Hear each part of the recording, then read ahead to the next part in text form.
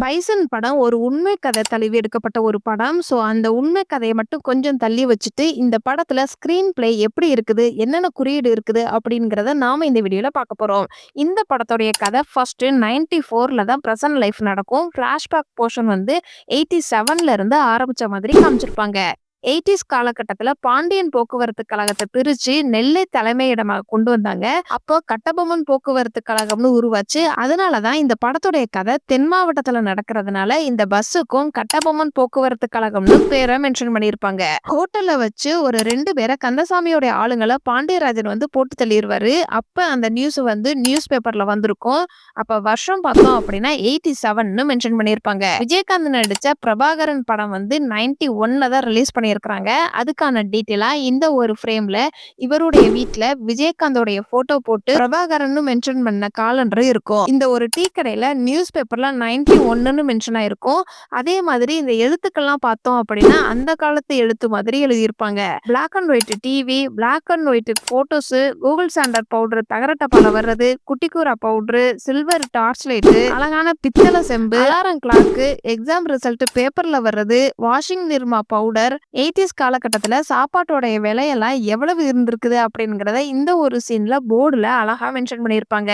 87, 88 வருஷத்துல ஸ்கூல் பசங்களோட கபடி விளையாடுறது, 89ல தான் வந்து ஊருக்காக விளையாடுறது. ஒரு வழியா கிட்டன் வந்து 92ல வந்து கேபி கிளப்ல சேர்ந்து விளையாட ஆரம்பிச்சிருவாரு.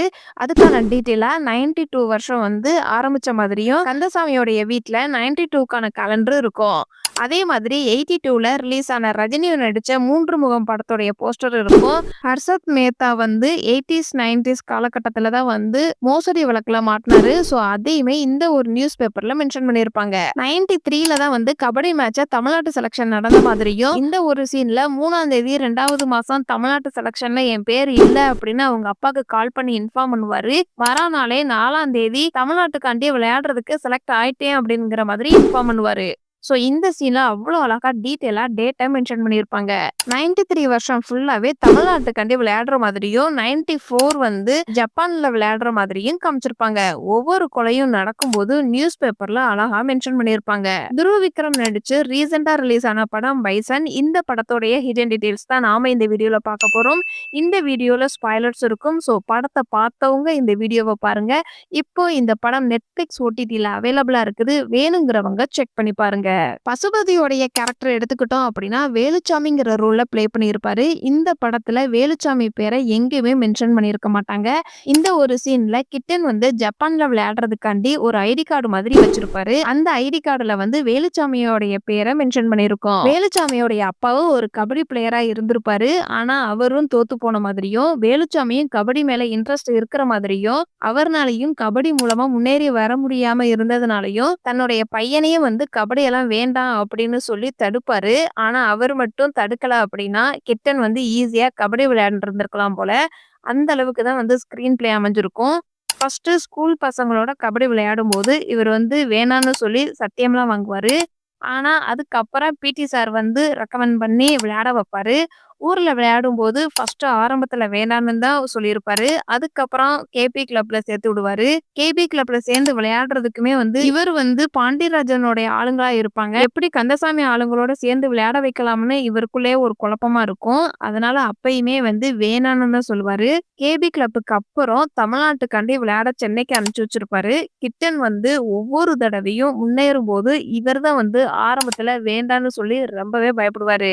வேலுச்சாமியோட லைஃப்ல வந்து அவர் விளையாட விடாம தடுத்திருந்திருக்கலாம். ஆனா அதே மாதிரி கிட்டனுடைய லைஃப்லயுமே வந்து வேலுச்சாமி தான் ஆரம்பத்துல இருந்தே வேணாம் வேணான்னு தான் சொல்லி தடுப்பாரு. கிட்டன் வந்து ஊருக்காக விளையாடும் போது பிடி சார் வந்து கம்பல் பண்ணி கூட்டிட்டு போயிருப்பாரு அவங்க அப்பாவை. அப்ப அந்த மேட்ச்ல வந்து வின் பண்ணனதும் அந்த சாருடைய கையை பிடிச்சு நன்றி சொல்ற விதமா கையை பிடிச்சிருப்பாரு. அதே மாதிரி கிளைமேக்ஸ்லயுமே அர்ஜுனா விருது வாங்கும்போது அவங்க அப்பா வந்து பிடி சாருடைய கையை பிடிச்சு நன்றி சொல்ற விதமா காட்டியிருப்பாங்க. வேலுச்சாமி வந்து தான் வந்து சண்டை வேணான்னு சொல்லி தள்ளி போற மாதிரி கிட்டன் கிட்ட காமிப்பாரு. ஆனா மோஸ்ட்லி வேலுச்சாமினால மட்டும்தான் பிரச்சனையே வந்திருக்கிற மாதிரி டிசைன் ஆயிருக்கும். பஸ்ல வரும்போது அந்த ஆட்டோ வச்சு ஒரு சண்டை வந்திருக்கும். அப்ப ஃபர்ஸ்ட்டு அந்த ஊர்க்காரங்கள எப்படி ஹேண்டில் பண்றது அப்படிங்கிறது இவருக்கு நல்லாவே தெரிஞ்சிருக்கும். ஆனாலும் சண்டை வேண்டான்னு சொல்லி விலகி போகாம ஃபர்ஸ்ட்டு வேலுசாமி தான் வந்து அடிச்சிருப்பாரு. அதனால தான் அங்க அந்த இடத்துல சண்டையே வந்திருக்கும். அதே மாதிரி ஊருக்காக கபடி மேட்ச் விளையாட ரெடியா இருப்பாரு. அப்ப பாண்டியராஜன வெட்டிட்டாங்க அப்படின்னு நியூஸ் வந்திருக்கும். அதனால சேஃபா கிட்டன கூட்டிட்டு போறேங்கிற பேர்ல ஒரு 10 பேரு கிட்ட கிட்டனும், வேலுச்சாமியும் மாட்டிக்கிருவாங்க. ஸோ நம்ம 2 பேரு தான் இருக்கிறோம் அப்படின்னு நினைக்காம, அங்க தான் வந்து "பொருள எடுடா" அப்படின்னு சொல்லி பிரச்சனைய இவர் தான் வந்து ஸ்டார்ட் பண்ணுவாரு. இந்தியாக்காண்டி விளையாடுறதுக்கு சென்னைக்கு போகணும். அப்ப போலீஸ்காரங்க கிட்ட உண்மைய சொல்லியிருந்தா கூட விட்டிருந்திருந்தாலும் விட்டிருந்திருப்பாங்க. ஆனா கிட்டன காப்பாத்தணுங்கிற பேர்ல இவர் வந்து வேற ஏதோ ஒண்ணு பொய் சொல்ல போக, அதனால தான் அடிப்பாங்க.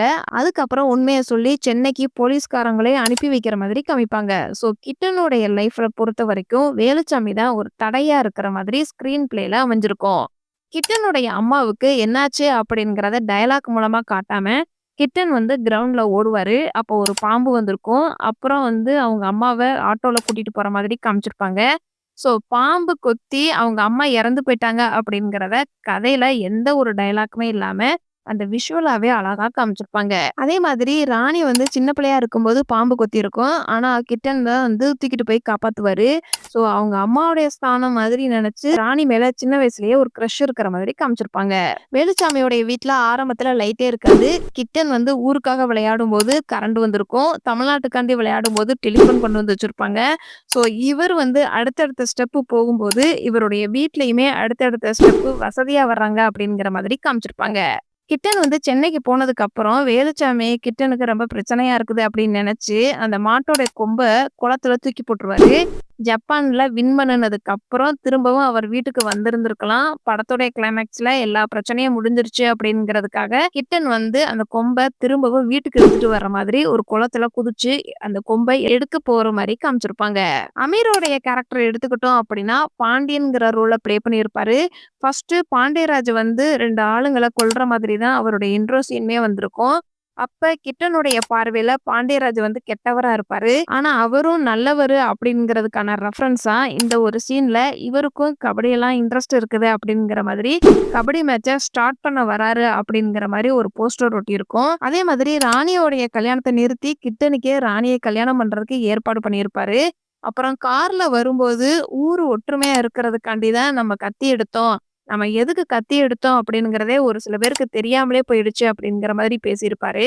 ஸோ இவருடைய கேரக்டர் வந்து ஊர் பொதுமக்களுக்கு நல்லவரா தான் இருப்பாரு. பர்சனலா கந்தசாமியோடைய தம்பிய கொன்னதுனால தான் கந்தசாமிக்கும் பாண்டியராஜனுக்கும் சண்டை வந்திருக்கும். மத்தபடி கந்தசாமியும் சரி, பாண்டியராஜனும் சரி ஊர் பொதுமக்களுக்கு நல்லது செய்யணும்னு தான் நினைப்பாங்க. ஆனா ஊர் பொதுமக்கள் தான் வந்து 2ஆ பிரிஞ்சு ஒரு சில பேருடைய வீட்ல கந்தசாமியோடைய போட்டோஸ் ஒட்டி வச்சிருப்பாங்க. ஒரு சில வீட்ல வந்து பாண்டியராஜனுடைய போட்டோஸும் ஒட்டி வச்சிருப்பாங்க. லால் வந்து கந்தசாமிங்கிற ரோல்ல ப்ளே பண்ணியிருப்பாரு. இவருக்கு கபடி மேட்ச்ல ரொம்ப இன்ட்ரெஸ்ட் இருக்குது அப்படிங்கிறதுக்கான ரெஃபரன்ஸா அவருடைய வீட்ல நெறைய மெடல், கப்பு இருக்கிறத பார்க்க முடியும்.